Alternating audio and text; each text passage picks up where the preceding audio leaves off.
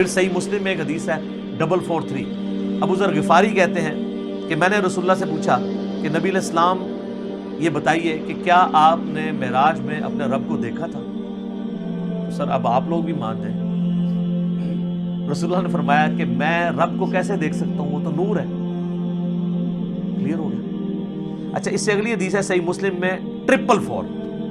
ایک تابعی کہتے ہیں ابو ذر غفاری سے، کاش میں رسول اللہ کے زمانے میں ہوتا نا تو حضور سے ایک سوال ضرور کرتا. تو ابو ذر غفاری نے کہا کون سا سوال؟ اس نے کہا میں نے حضور سے پوچھنا تھا کہ یا رسول اللہ آپ نے شب معراج اللہ کو دیکھا ہے کہ نہیں. اس سے کم از کم یہ تو کلیئر ہوا کہ صحابہ کے زمانے میں بھی یہ بحثیں چلتی تھی.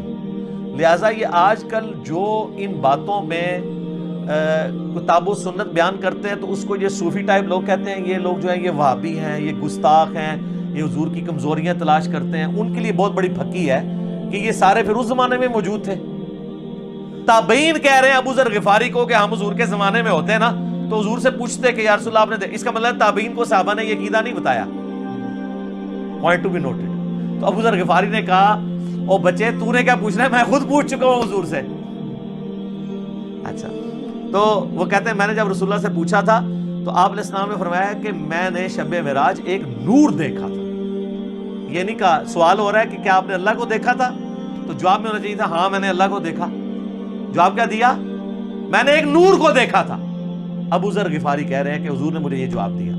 اس کی ایکسپلینیشن اس سے اگلی حدیثوں میں ہو رہی ہے. سر امام مسلم نے یقین کرے نا، وہ کہتے ہیں نا ایک سجی پھر کھبی پھر اتو پھر تلو، کنزیکٹیو حدیثاں جی 443 444 اور اس سے اگلی 445 اور پھر اس سے اگلی 446 ابو سعید خدری سے کہ نبی علیہ السلام نے فرمایا کہ اللہ کا اپنی مخلوق سے جو پردہ ہے وہ نور کا پردہ ہے. اگر وہ نور کا پردہ ہٹ جائے تو مخلوق تباہ و برباد ہو جائے، تجلی کی تاب نہیں لا سکتی.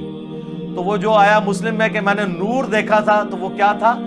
اللہ اور محمد رسول اللہ کے درمیان وہ پردہ تھا، کیونکہ اگلی حدیثوں میں آتا ہے کہ نور وہ پردہ ہے. ورنہ تو کہتے میں نے اللہ کا نور دیکھا، کہا میں نے ایک نور دیکھا تھا. اور 443 میں کیا ہے کہ میں اسے کیسے دیکھ سکتا ہوں، وہ تو نور ہے. اس کا اپنا نور نہیں دیکھا، پردے والا نور دیکھا. وہ ہٹ جائے تو مخلوق تباہ و برباد ہو جائے.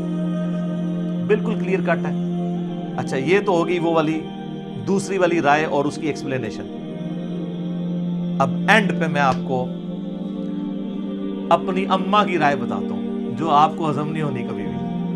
سر اماں نے جو کیا ہے نا اس امت کے ساتھ احسان، اور صوفیوں کے ساتھ ان کے سارے عقیدوں کو پیسیفک اوشن میں پھینک دیا. بخاری اور مسلم دونوں میں حدیث ہے. اما عائشہ تو انس ابن مالک، ابن عباس، ابن مسعود، ابو ذر غفاری، ابو سعید خدری جو یہ حدیثیں بیان کر رہے ہیں ان سب کو پیچھے چھوڑ جاتی ہیں. یہ آیات میں تو صحابہ کی آراء ہے نا، اور اما خود کہہ رہی ہیں کہ ان آیتوں کے بارے میں وہ پہلی امتی ہوں جنہوں نے رسول اللہ سے ڈائریکٹ ان آیات کی تفسیر پوچھی ہوئی ہے. تو اب پیچھے کوئی چیز رہ جاتی ہے؟ تو سر مرنے سے پہلے اے مسلمان کر لے اس پہ غور. کتابوں کا خدا اور ہے، بابوں کا خدا اور. تو سر یہ صحیح بخاری شریف انٹرنیشنل نمبر 4855 اور سر یہ صحیح مسلم شریف انٹرنیشنل نمبر 439 میں اما عائشہ کی ڈیٹیل حدیث ہے. اما عائشہ کے 5 عقیدے میرا ایک کلپ پہلے کا چڑھا ہوا ہے. اس میں اما عائشہ نے جو عقائد بیان کی ہیں وہ متقاضی ہے کہ میں ورڈ بائی ورڈ وہ حدیث بیان کروں اور اس کے بعد قلم ٹوٹ جاتا ہے. اس پہ میں اس کو کنکلوڈ کرتا ہوں. صحیح مسلم میں 439 نمبر حدیث. سر یہ مسلم شریف ہے جو پڑھی ہوئی نہیں ہے، پڑھی ہوئی بھی ہے. اس میں 439 نمبر حدیث انٹرنیشنل نمبر کے مطابق ورڈ بائی ورڈ سنیں، اور میں تو پھر اپنے سٹائل میں بیان کروں گا، ٹھیک ہے، تاکہ آپ کو مزہ بھی آئے، آپ اس زمانے میں پہنچیں. مسروق تابعی کہتے ہیں کہ میں تکیہ لگائے ہوئے سیدہ عائشہ کے پاس حجرے میں پردے میں بیٹھا ہوا تھا. اما عائشہ کی عادت تھی کہ وہ اندر ہوتی تھی تو باہر ایک مجلس لگی ہوئی ہوتی تھی، لوگ آگے سوال آپ سے کرتے تھے، ظاہر امت کی استاد ہے. تو ایک دن اچھا اما عائشہ کا بڑا پیار تھا اس مسروق تابعی کے ساتھ، اور یہ بھی اتنا لاڈلا تھا اس نے اپنی بیٹی کا نام بھی عائشہ رکھا ہوا تھا. یہ بڑا مشہور تابعی ہے، بخاری مسلم میں ترجمہ حدیث ہے. تو کہتے ہیں کہ ایک دن میں تکیہ لگائے بیٹھا تھا تو اماں نے اندر سے آواز دی اور کہا اے ابو عائشہ. یہ پیار سے بلایا، کنیت. یہ یعنی عرب میں جب کسی کو پیار سے بلانا ہوتا تھا اس کا نام نہیں لیا جاتا تھا، کنیت کے ساتھ بلانا، اے ابو عائشہ۔ جو بھی 3 باتوں میں سے کسی ایک کا بھی قائل ہوا اس نے اللہ پہ بہت بڑا جھوٹ باندھا۔ اب سر، نبی کی بیوی، امت کی ماں، ایک اپنے اسٹوڈنٹ کو دین سکھا رہی ہے، پوچھنے پہ نہیں خود سے بتا رہی ہے کہ میرے پاس بنیادی عقائد ہے، تم لے لو۔ اب وہ مسروق تابعی کہتے ہیں میں تکیہ لگا کے بیٹھا ہوا تھا تو میں سیدھا ہو گیا کہ کون سی 3 باتیں ہیں جو اللہ کے اوپر کوئی باندھ دے تو وہ جھوٹا ہے، کہیں میرے اندر نہ پائی جاتی۔ آپ پہ تو فرق نہیں پڑتا، آپ کے آگے سے قرآن گزر جائے، بخاری گزر جائے، مسلم گزر جائے، کیوں؟ وہ آپ بابوں کے دین کے اوپر ہیں۔ تو اس لیے ہم آپ سے ریکویسٹ کرتے ہیں کہ مرنے سے پہلے اے مسلمان کر لے اس پہ غور۔ کتابوں کا خدا اور ہے، بابوں کا خدا اور جب تو غور کرے گا تیرے اندر سے بات اٹھے کیا کہ نہ میں وابی، نہ میں بابی، میں ہوں مسلم علمی کتابی۔ تو میں نے کہا کہ وہ 3 باتیں کون سی ہیں؟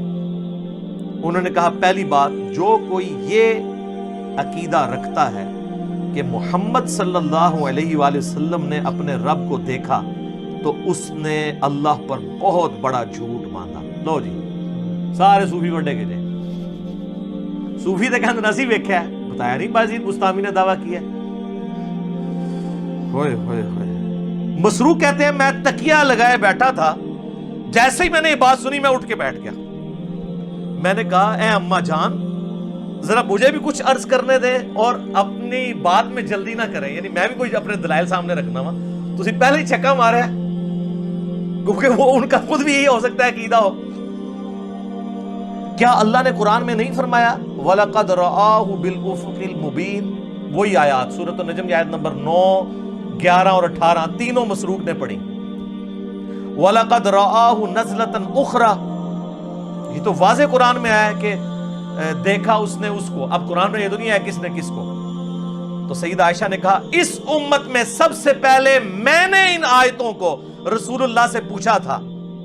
تو اب رسول اللہ سے پوچھنے کے بعد بھی اگر کسی نے نہیں یقین کرنا اور بابوں کے دین پہ چلنا ہے اور کتابوں کے دین پہ نہیں چلنا، صحیح مسلم 439 نمبر حدیث پہ نہیں چلنا، اور صحیح بخاری انٹرنیشنل نمبر کے مطابق 4855 حدیث میں، مسلم میں چونکہ ڈیٹیل ہے میں وہ بیان کر رہا ہوں۔ اچھا جی سن لیں، آپ جو رسول اللہ کو مانتا ہے اس کے لیے میں بیان کر رہا ہوں، جو بابوں کو مانتا ہے اس کے لیے تو میں کچھ نہیں کر سکتا۔ تو آپ علیہ السلام نے فرمایا کہ ان آیات میں مراد جبرائیل علیہ السلام ہے، یعنی میں نے جبرائیل علیہ السلام کو دیکھا، میں نے ان کو ان کی اصلی صورت پر دیکھا، اور 2 بار ایسا ہوا۔ ان آیات میں اسی کا ذکر ہے کہ ان کو وہ اس وقت وہ اتر رہے تھے آسمان سے، اور ان کے تن و توش کی بڑائی نے آسمان سے زمین تک روک رکھا تھا، افق پہ پھیلے ہوئے تھے، وہی جو عبداللہ ابن مسعود نے کہا۔ اب یہ سیدہ عائشہ نے جو یہ حدیث بیان کی ہے نا کہ نبی علیہ السلام سے خود ہی پوچھ لیا تو ان کا جبرائیل ہے، تو اما عائشہ اب مزید علمی دلائل سامنے رکھ رہی ہیں اسی عقیدے پہ۔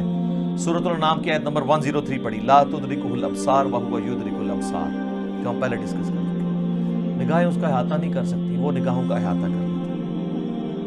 اور کہا مسروق تو نے یہ آیت نہیں قرآن کی پڑھی، اور کیا تو نے یہ نہیں سنا کہ اللہ فرماتا ہے وَمَا كَانَ لِبَشَرٍ أَن يُكَلِّمَهُ اللَّهُ إِلَّا وَحْيًا أَوْ مِن وَرَاءِ حِجَابٍ أَوْ يُرْسِلَ رَسُولًا۔ سورہ شورى کی آیات کہ کسی انسان کی تو یہ اہلیت ہی نہیں ہے کہ اللہ تعالیٰ اس سے کلام کرے سوائے اس کے کہ اس پہ وحی کر دے، یعنی چپکے سے اس کے دل میں بات ڈال دے، یا حجاب میں گفتگو کرے جس طرح کہ سدرۃ المنتہا پہ ہوئی، یا اس کی طرف کوئی رسول بھیجے یعنی جبرائیل علیہ السلام کو پیغمبر۔ تو حضرت عائشہ نے اپنی دلیل میں رسول اللہ کی بات بھی کی اور قرآن کی آیات بھی کوٹ کی، اور اماں تو سیدھی آیتیں ہی کوٹ کرتی تھی، حدیث بھی کوٹ کی ہے نا کہ اماں منکرین حدیث میں سے نہیں، پہلے انہوں نے حدیث کوٹ کی ہے، بعد میں قرآن کی آیات کوٹ کی۔ مسروق دوسری بات یہ ہے کہ جو کوئی خیال کرے کہ رسول اللہ صلی اللہ علیہ وآلہ وسلم نے اللہ کی کتاب میں سے کچھ حصہ چھپا لیا تھا تو اس نے بڑا جھوٹ باندھا۔ اب ایسی سلسلہ خاص گلاں خاص نو میرا پچھلے دن کلپ ریکارڈ ہو گیا حضرت ویسے کرنی والا اور علم لدنی والا حضرت خضر علیہ السلام والا، وہ دیکھ لو، میں ساری کہانیاں نہ دکھو لیا، تخت بلقیس والا بھی دیکھ لیں، سب کچھ ٹھپے گئے۔ تو اما عائشہ کہتی ہے جس نے کہا نا رسول اللہ نے کچھ چھپا لیا تھا، یہ بھی کہتے ہیں خاص باتیں خاص لوگوں کو بتائی تھی۔ اس نے بھی اللہ پر جھوٹ باندھا. کیا تم نے قرآن میں اللہ کا فرمان نہیں سنا؟ یا ایھا الرسول بلغ ما انزل الیک من ربک وان لم تفعل فما بلغت رسالتہ. اے رسول اللہ، جو آپ کی طرف نازل ہوا ہے اللہ کی طرف سے وہ اپنی امتیوں تک پہنچا دیں، اور اگر آپ نے نہ پہنچایا اس کو تو آپ نے رسالت کا حق نہیں ادا کیا. تو رسول اللہ نے سارا دین سب کو ٹرانسفر کیا. علم لدنی پہ میرا حضرت خضر علیہ السلام والا کلپ دیکھ لیں، میں نے پوری ان کی کہانیاں کھول کھول کے بیان کی ہیں بخاری مسلم سے، وہاں بھی آیت کوٹ کی تھی. اچھا، اور پھر کا مسروق تیسرا عقیدہ یہ ہے کہ جو کوئی کہے کہ رسول اللہ یہ جان لیتے تھے کہ کل کیا ہونے والا ہے، یعنی آئندہ کا حال، علم غیب، تو اس نے بھی اللہ پر جھوٹ باندھا. کیونکہ اللہ تعالیٰ قرآن میں فرماتا ہے قُلْ لَا يَعْلَمُ مَنْ فِي السَّمَاوَاتِ وَالْأَرْضِ الْغَيْبِ إِلَّا اللَّهُ. اے نبی فرما دو آسمانوں اور زمین میں غیب کو کوئی نہیں جانتا سوائے اس کے. ہاں، اس کے بتانے سے اگر کوئی غیبی خبر دے وہ الگ معاملہ ہے، لیکن مطلقاً علم الغیب اس کے ساتھ خاص ہے، عالم الغیب وہ ہے. اماں نے جناب تینوں عقیدے کلیئر کرتے ہیں، اور یہ بھی کہا کہ رسول اللہ صلی اللہ علیہ وآلہ وسلم سے میں نے خود تصدیق کی ہے، اور پھر قرآن کی آیات بھی کوٹ کی. تو ہم تو یہی کر سکتے تھے کہ کھول کھول کے چیزیں بیان کر دیتے. میرے خیال ہے اس کے بعد کوئی گنجائش نہیں رہی ہے. میں نے اس پہلے سوال کو تفصیلاً اس لیے بیان کیا تاکہ کسی کے ذہن میں اگر کوئی وسوسہ ہے تو وہ کلیئر ہو جائے، کیونکہ یہ رجب المرجب کا آخری عشرہ ہے، معراج کے اوپر باتیں ہو رہی ہیں. انشاءاللہ ہماری یہ ویڈیو اپلوڈ ہوگی. اور اب میں کیا کروں میرے بھائی، اتنے میں فی البدی حوالے اس میں دے دیتا ہوں کہ اس کے اوپر پھر ہمیں ریفرنسز لگاتے ہوئے ڈزنز آف ورکنگ آور چاہیے ہوتے ہیں. تو بال میں نے اوورال آپ کو ایک پورا جہاں پہ کریٹیکل نمبرز سے وہ بتا دیے، اور حوالے ہم اس میں نہ بھی لگائیں، آپ خود ان حوالوں تک پہنچ جائیں گے. اللہ تعالیٰ سے دعا ہے کہ ہمیں معراج مصطفیٰ صلی اللہ علیہ وآلہ وسلم کے بارے میں صحیح عقیدہ رکھنے کی توفیق عطا فرمائے، اور کتاب و سنت والا عقیدہ رکھنے کی توفیق عطا فرمائے. آمین ثم آمین. ٹھیک ہو؟